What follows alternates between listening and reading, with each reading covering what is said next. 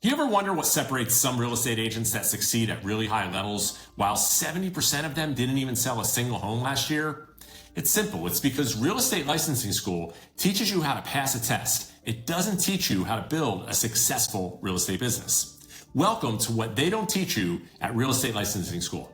I'm Anthony Delicandro, real estate broker, coach, and your host here. In this first episode, I'm joined by longtime friend Skye Michiels, a former high school teacher turned top producing agent and leader in our industry. And we talk about what actually creates long-term success in real estate. It's consistency, protecting your focus, leveraging technology wisely, and knowing when you're ready to scale. Now, if you're serious about building a career and not just holding a license, you're in the right place. Let's get into it. Skye, welcome to What They Don't Teach You at Real Estate Licensing School.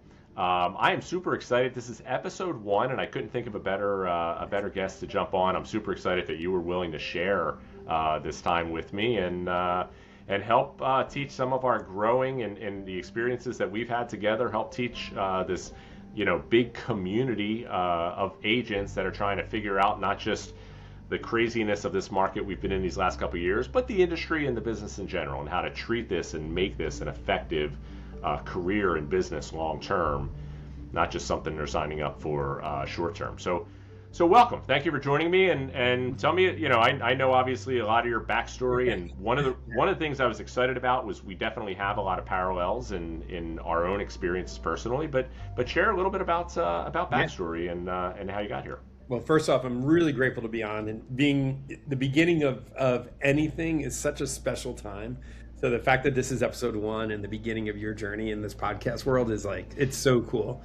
I can't wait to see where this thing goes. So, I'll give you my quick background. I grew up in Poughkeepsie, New York. I promise I'll make this quick. I grew up poor. So at the age of 12, I had a paper route, and I sort of joke around that I've been an entrepreneur since the age of 12. Long story short, go to college. I knew very early on I was going to be a teacher. So I graduated from college. I was a high school history teacher, all excited. And I very quickly realized, even though I had a master's degree and a great job, I was still poor. So I got into real estate way back in 2002, accidentally, just thinking I was going to sell 3 to 4 homes a year, make a little extra money, teach full time, sell real estate part time. And to make a long story short, I got into it and just fell in love with the industry. Right. I just fell in love with the process of helping people buy and sell. I think being in that entrepreneurial space, it was something that was so special to me. Right. And so after doing it part time, quote unquote, for 3 years, I finally went full time. And in 2005, and the rest is sort of history from there. So that's how I sort of got started, and brings back great memories of real estate school, Polly and Associates, 2002, going through it and learning all these things that to this day, that was the beginning, episode 1, so to speak, of my real estate. Right. Yeah, it's funny. It even aligns another kind of connected dot that I hadn't thought about. One on that upbringing. I had a similar. I grew up in Fishtown, before Fishtown was the cool kind of hip place it was today, and so very similar experience. And I had the good fortune of being exposed. Right, I grew up in Fishtown, and then I went to a private school in the Mainline. Yeah. Right. So saw both ends of the spectrum. Yeah. And that was a lot of it. Those exposures created a lot of the experiences that I then wanted to build and grow within. Yeah. The teacher background, which obviously I knew, it's amazing, and I didn't think about it until just now. A lot of close friends in my own community throughout the years, I've run into a lot that have had teaching backgrounds. Yeah. And I always recognized that it was such a great transition. The ones that became really great real estate agents. Yep. And I think the reality is, in my mind, one of the fundamentals that I embrace, that I try to talk to new agents about, is that this is a responsibility, right? Getting that license it's not a privilege to do deals and get checks. It's Nope. we play a massive role in a huge event in someone's life. That's a responsibility. And when you're coming from a teaching background, you get that. That's in your DNA. It is. the care, the compassion, the treatment, that this is like a human's life that you're shaping. Yep. It's makes sense why it goes hand in hand. The parallels are so uncanny. Like, you didn't realize how much the teaching background prepared you to be a realtor. And you think about the best. Think right now, if you're listening to this, think about your favorite teacher you had. Most likely, it wasn't the teacher that was the smartest. It wasn't the teacher that you wrote the most notes. Right? It was probably that teacher that listened to you, that made you really feel like you mattered to them. Right. And for me, that was a teacher named Mr. Wells. And so I always remember that. And then when you think about when I transitioned into real estate, I wanted every client to feel that same feeling that I wanted my students to feel, that they mattered to me, but also that they had education and they knew what was going on. And I think that's that skill set that teachers bring, is that ability to make someone feel like they matter, listen, right? So the best teachers were not the best ones at communicating, they're the best ones at listening. Right. And then how do you be part of someone's journey and create impact in their life, right? And I took that right into real estate and applied it into all the transactions I did. And that obviously created raving fans who then referred me to this day, refer me, 20 years later. Yeah, and that like what an amazing experience and feeling is, with that. I have a transaction that's going to settle in a couple of weeks now with a first-time buyer who, funny kind of anecdote, came full circle. They were living in Fishtown. Yep. But I had sold it was husband and wife. I had sold the parents a house. So he's now in his late 20s as a first-time buyer. I sold his parents a house before he was born. Yeah. Right. Like that's the kind of longevity that these relationships happen, and those kind of things happen over and over again. It's such a fun experience, and that's part of, appreciating that responsibility and the connection that we have from those. It's so you start off in a little bit of a kind of like a fair to say, like a side hustle while you're still teaching. Total side hustle. Yeah. I thought, again, I grew up poor, so I had this secure job, right? I worked my entire life to create security. And then, that idea of I went to college for 5 years. I had a master's degree, right? Right. And I'm going to leave that to sell houses on 100% commission with no health benefits, no retirement, right? It's almost like this thing that you have similar upbringing, right? Where you work so hard to create security, and I'm going to leave that for the insecurity of real estate. So it took me 3 years before I could sort of look myself in the mirror and have the confidence that it was real, that this was not like a fake thing or a blip or luck or whatever it was. And I'm like, oh, I actually have a skill set that's going to make me really successful. So that's amazing. So in those early couple of years, what were you building upon? How did you establish the business that you were doing, how you were attracting and securing those initial customer base? Because now it's easy for us to talk about repeat customers from a decade ago. Yeah. But when you're brand new, what were you doing to secure those relationships early on? So the irony is that the things I did in 2002, 4 years ago now, and is the same thing I would tell someone brand new today who was getting into it, or someone even that's been doing it for 20 years. And the things that I did, I'm actually wearing a t-shirt that says consistency. Yes. I consistently was in the office every single day. I would leave, I finished my school day. I would literally go right to the office. I chose the office because it was 5 minutes away from my school. And I would literally be in there absorbing information. Right. So one of my first goals was I didn't know anything about selling a house. So I just absorbed information. Right. I went in, I met with my manager. I took as many I was an early Buffini guy. Right. I took CRS classes. And then that combined with the word consistency is I started doing certain things extremely consistently. I moved here only knowing 3 people. I didn't grow up in Philadelphia. I grew up in New York. Right. And so I didn't have that high school group or the neighborhood friends and family. So what I needed to do is I started out with the teachers that I worked with, number one, But number two, I did two additional things is I really leaned heavily into open houses. So what an amazing opportunity that I can literally stand in a house and people are walking in that house who are thinking of buying. It was an amazing opportunity, right? Right. And then the internet, everything was in its infancy, but I dove headfirst into technology. Right. Yes, technology has changed drastically, but I wanted to be the first one to be using anything that was related to technology. Right. So I recognized early on, if I combine this human element with technology, I can actually do this much better, faster, and more importantly, I can create a better experience for the people I'm working with. Right. Right. So I think the minute, you think about those early days, like the minute Facebook came out and MySpace, all these new things, and like, how can I take this and use it inside of real estate? Yeah. And then you apply that to today. That hasn't changed, but the key ingredient we have to remember is always bring it back to the human element. Exactly. Yeah. Right. So those principles are timeless. And when the day comes that the human element does not matter, most likely will be long gone. Because I truly think that is the thing that's going to persist for a very, very long time into the future.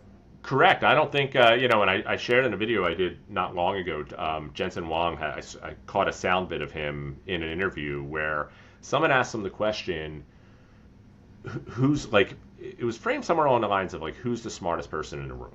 Yeah.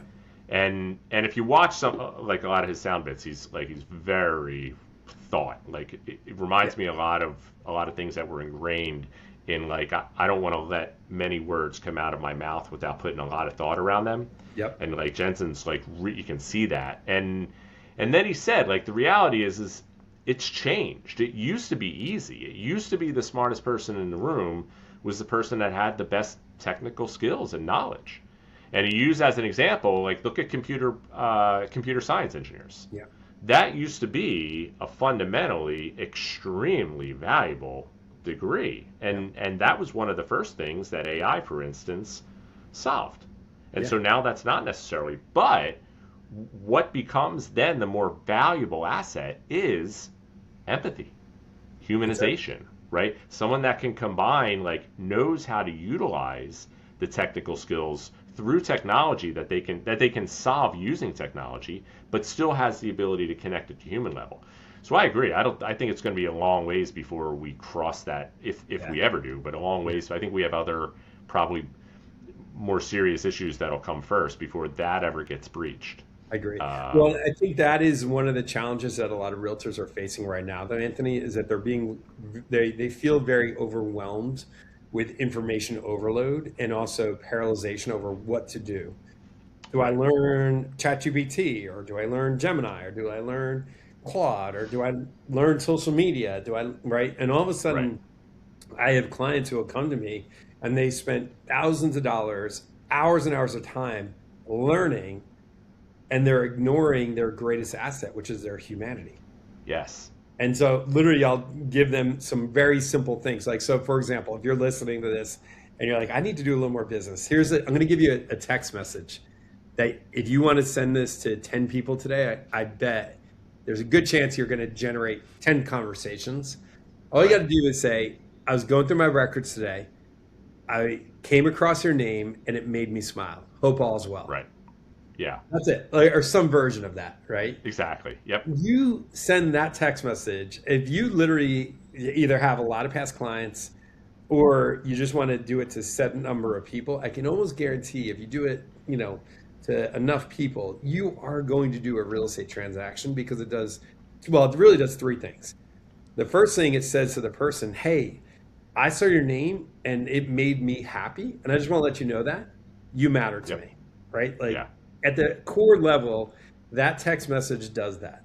The second thing it does is it creates a safe space for the recipient in the sense that we don't ask, how are you doing? Mm-hmm. A lot of realtors are coached like, hey, just reach out and say, how are you?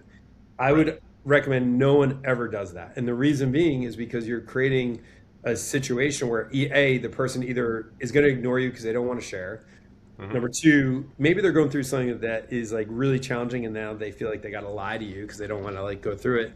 Yep. Or number three, they're actually going to share with you and then it unloads this whole thing that you actually, maybe you just said, hey, I just want to let you know you matter to me.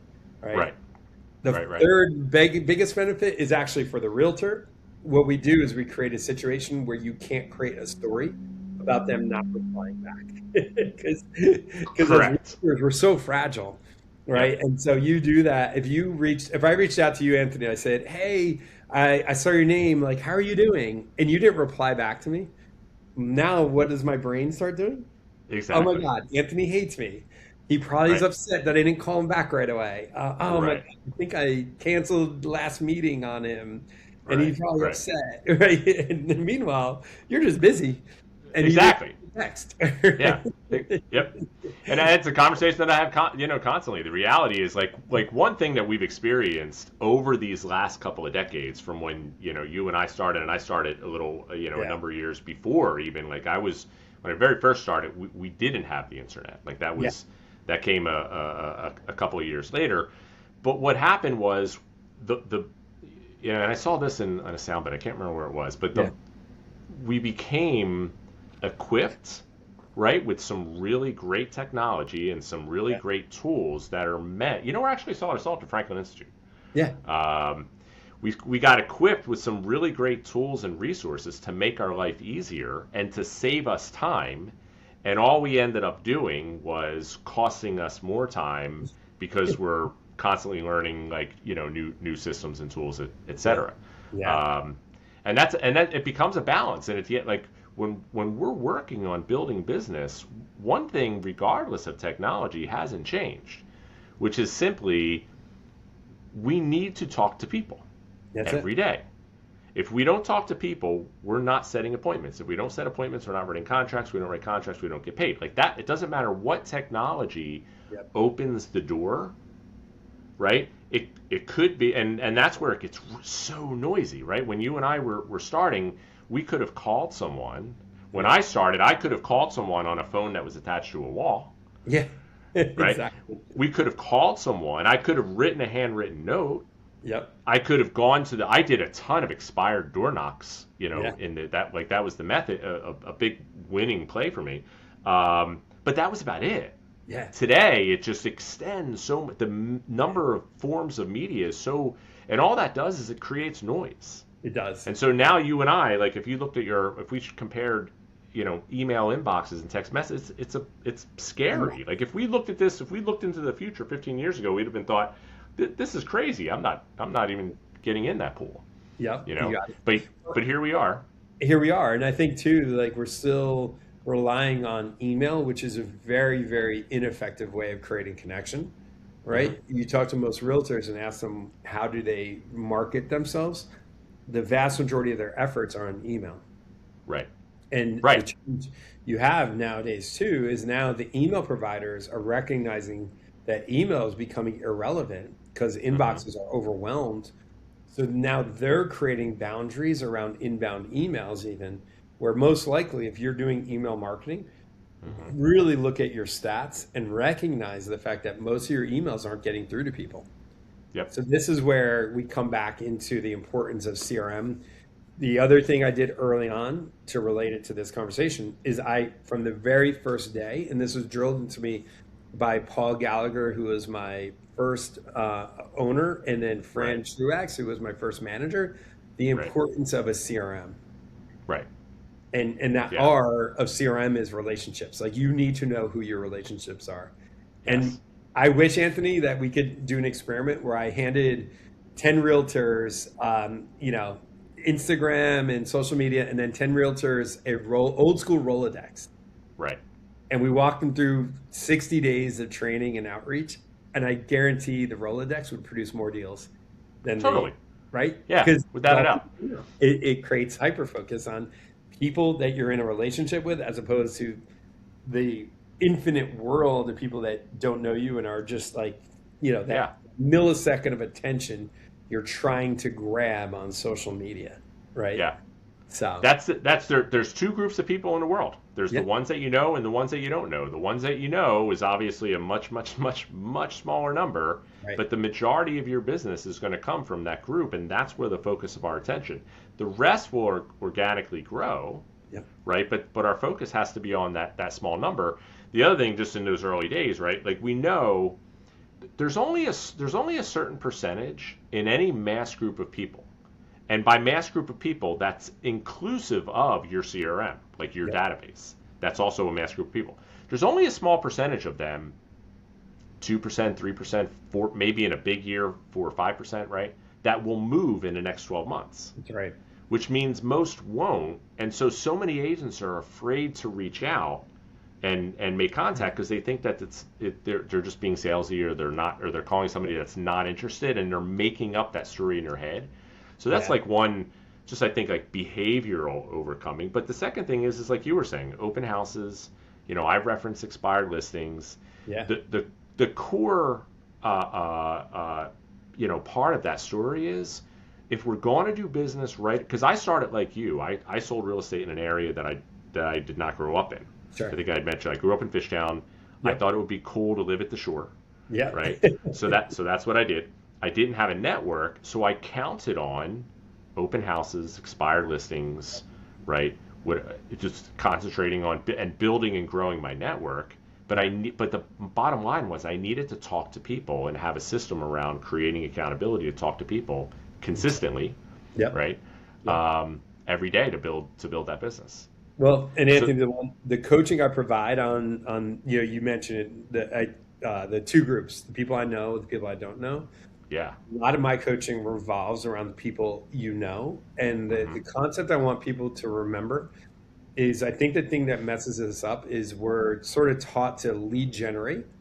And then we go to lead generate to the people we know, who we care about. Right. And we actually care about what they think and feel about us. And that concept of lead generation paralyzes us because it does feel salesy and annoying. So the recommendation I have is never lead generate to the people you know. Instead, conversation generate, and challenge yourself to create conversations that are not directly related to buying or selling. Right. So again, I said, I'm going through my records today. Thought of you. Hey, I was in your I was showing a house in your neighborhood. I drove by your house. Like, I hope all's well. Right. Made me think of you. The other thing I love, and these are just some little tactical tips, ask for help. Like if you do a newsletter, don't do the newsletter on your own. Don't go to ChatGPT, text message 20 of your best clients and say, hey, I'm doing a newsletter. I want to feature a brand new restaurant in Philadelphia. Have you been anywhere cool lately? And I would love to feature it. Yeah. Right. Yeah. People love to help. Love to help. And we don't think that's lead generation, but it actually is with the people we know.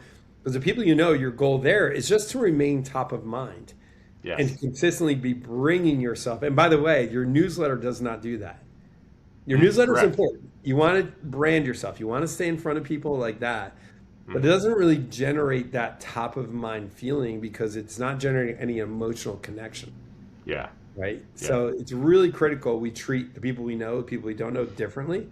Hey, the people you don't know, I want you to lead generate all day, every day to that, right? You don't know them. You don't care about them. So it's okay. But the people you know, don't lead generate, conversation generate.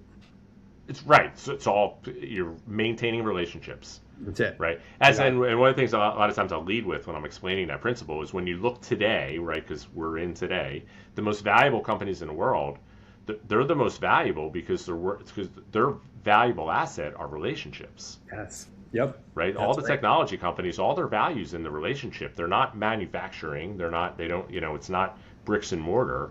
It's relationships that are driving. Like the most valuable company that handles the booking of stays doesn't own a single room. Isn't that crazy? I know. Right. It's insane. Like that. That's the world that we're in. The most valuable.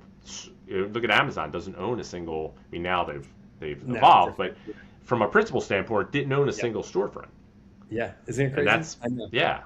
I know. So it's all relationships. A little bit too, Anthony. Go a little deeper. The people you know, you want to become almost like micro famous right? You're most 99.99% of us are never going to be famous with millions of people. But Right. if we can be famous or micro famous with 150 people or Yes. 200 people, that is where you generate real power, because those 200 people now are my salespeople that are in the marketplace working for me for free. By the That's way. right.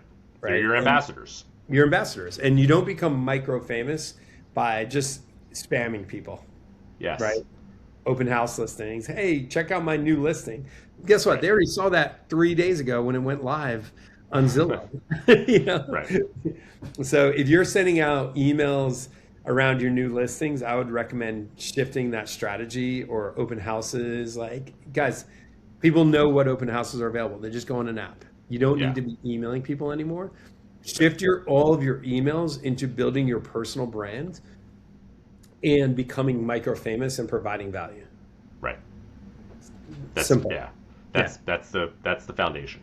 That's it. So let's talk a little bit about like as you saw, so growth, not only because we saw growth, like started off, Yep. leaned heavily into building a database, centering in a CRM, but also recognizing that you were attracting business from people that you don't know as well. Yep. And then you got to a point where you recognized, like, okay, there's some real scale ability here. And Yep. and you've seen it, you've done it. I've done it. We talked about that. We also have worked as coaches now for a long time, mentored in different positions of ownership and oversaw. So it's not just the business kind of scale and growth we've seen and experienced, but we've also been a part of, because we've mentored a lot of agents and teams that have done it too. What is that magic pill? Like, what is going from being an agent that's operating at a high level to then being able to make a decision and say, okay, I want to get to whatever I've identified as my next level. Yeah. Like, what does that look like? So the first thing that you want to start to think about is, when you start to grow, you're going to hit this point where you feel a little overwhelmed, right? Where you're like, oh my God, how am I going to get everything done today? When you hit that point, or if you're hitting that point, the first thing I would advise people do is just take a sheet of paper and you draw a line right down the middle. One side of the paper is going to be the things that only I can do. The other side of the paper are things that someone else can do. Right? Nice. And it doesn't mean you may not be at the point where you can hire someone, but you basically want to start to isolate, what are these things? So creating the pricing conversation with a seller. That I'm the only one that can do, not the only one in the world, but the only one in my business that can do that, right? Right. Yep. But actually putting the CRM together, someone else could do. And nowadays, even, Anthony, we could even say, could technology do that, right? Right. So now we're adding even more wrinkles, where it's either someone else, can technology do it? Can a virtual assistant do it? Or does this need to be an in-person, right? Right. And so when you start to isolate the things only you can do away from the things that someone else can do, you might be shocked at how much someone else could do, or how much technology can smooth it out. And I think most agents, when they're at that point, they're ready to grow, they're so overwhelmed. The only thing they think about is survival. Right? That's the only thing going through their mind. Let me just survive through today. I'll get to it this weekend. Well, the weekend hits, and then they work all weekend. And then, it's just this cycle of survival. And it's really critical that everyone really thinks about spending very, very small amounts of time on analyzing what they're doing and could it be done better. Right. And I think that's that stage of growth. When you wake up and you feel overwhelmed and you look at your day and you're like, how can I do all this? That's your sign that you either need to apply technology, hire virtual support, or do you debate in-person support of something, right? Yeah. So showing houses, someone else could show houses. Writing an offer, someone else could write the offer. Maybe presenting the offer is you, but someone else could draft it. Scheduling appointments, someone else could do that. Nowadays, I just got Perplexity in my email. It's amazing. For the most part, someone else can actually draft most of my emails. Right. I'm going to review them, but they literally can draft them for me. So now Yep. I go in, it's already written. I'm editing, boom, out the door. My inbox Right. now is almost a zero almost every night because of Right. AI. Right. Yeah. So my point is, when you feel overwhelmed creeping in, that's your sign that you're ready to scale. That's that point, just the simplicity of this process of a sheet of paper, line in the middle, things I can do, things someone else can do. Right. And very quickly, you'll realize where your scale and where the pressure relief is in your business. Okay. What do you think? So, what's your view on like the economics of that decision? Because sometimes we Yeah. get agents that are just they're fearful of taking on a Yeah. concern over Yeah. the economics of the business. Do I Yeah. do I Yeah. have the ability to take this person on and am I going to feel confident supporting it? So when my rule of thumb was 3x, right? So if I spend $1, if I invest $1, I at the bare minimum want to return $3. Right. So Perplexity, I'll just use a really recent example. It's costing me, I think it's like $35 a month, and I can easily say that's definitely 3 times the value, right? Right. Right. Yeah. For my inbox to be zero, meaning like I'm not missing leads, I'm following up with people quickly. I'm definitely capturing stuff. Right. So then you go back into, okay, I'm going to hire a virtual assistant. It's going to cost me $1,000 a month. Well, Right. if I invest 1,000, I want to be able to guarantee at least 3,000 on a return. Yeah. So roughly that you got to be able to say, by hiring this assistant, I probably can do at least one more deal every 2 months. Depends on your market and stuff like that.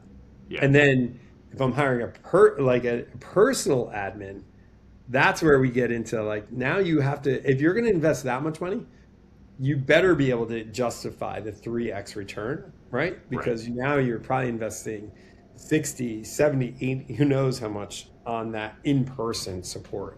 Right. So that's like, so I generally use the 3x rule. Like, so if you are spending $1, you want to at least be able to justify making 3 times that in whatever you're doing. So, and again, I'm trying to really press home a lot of the things we would hire someone to do. We probably can use technology to do a lot of that right now. If you really dig into the AI stuff that's coming out. Yeah, totally. That it's a changed environment in terms of delegation and just being more, cost efficient and ultimately profitable. Yeah. Because at the end of the day, that's a key component to longevity in this business. Correct. You got it. So being like in consistent with like time respect, talking a little bit about community and how important like that involvement is, and having, like you mentioned, you going to the office, like surrounding yourselves. I like to say is like protecting our mind, right? And protecting like the keeping ourselves in a mindset where we're going to stay in alignment with the promises we make to ourselves and the commitments we make within our goals. How important is community as a part of that, and what do you do to protect it?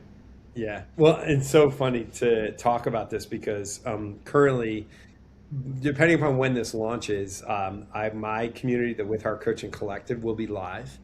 And when I think back to the beginning of my career, I went into my office partly for community. Nowadays, that doesn't exist for the most part because of COVID, lots of factors. Right. But so one of my goals is basically to recreate that office environment virtually, right? Okay. Where that feel of walking into the office, seeing my friends, asking for help, getting support, giving advice, learning is all recreated in a virtual environment where we're all sort of helping each other. So that idea of collective is huge. So when, as realtors, it's a very, very lonely business of what we do. And I think that idea of community makes us feel like we're not alone. When you hear someone else going through the same struggle you're going through, it makes you feel like, okay, I'm normal, right? It makes you feel like I'm not crazy. And the corresponding, as a teacher, I know this, the impact you can have in learning and education and achievement when you're in a community versus when you're isolated alone is tenfold. Like I actually don't believe that realtors learn from recordings, because the vast majority of realtors are ADHD or diagnosed or undiagnosed, right? Or we have tendencies around it. And for us that have that, affliction, or you have tendencies around that, when you put on a video, almost always you're going to find something more urgent to do after 5 to 10 minutes of that video. Right. Yep. Right. So I believe that there has to be a combination of community, connection, and not in person live, actual in person. That's great, but not possible to scale. Yeah. But actual virtual worlds where we are actually in person and we're working together, right? Yes. Helping each other. And I think that's, Compass, I think, did this extremely well, right?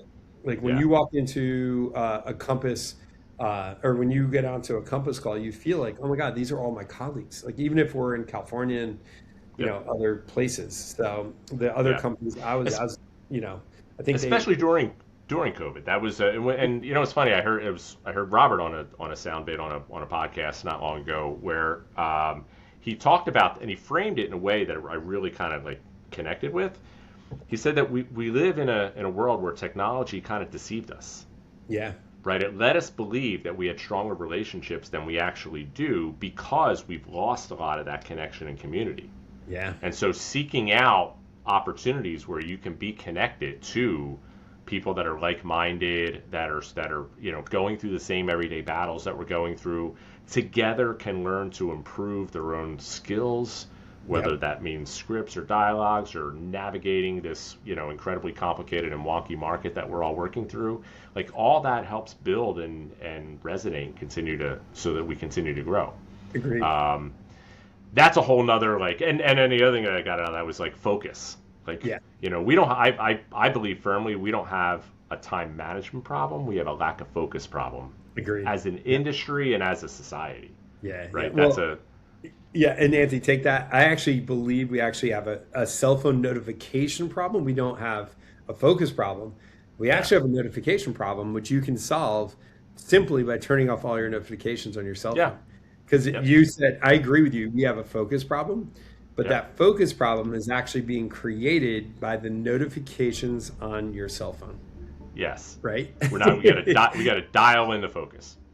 Well, that could go on. Listen, that could go on for forever. I am immensely grateful that I think there were a couple of huge takeaways that last part early on, like recognizing that we got to be talking to people that we don't know.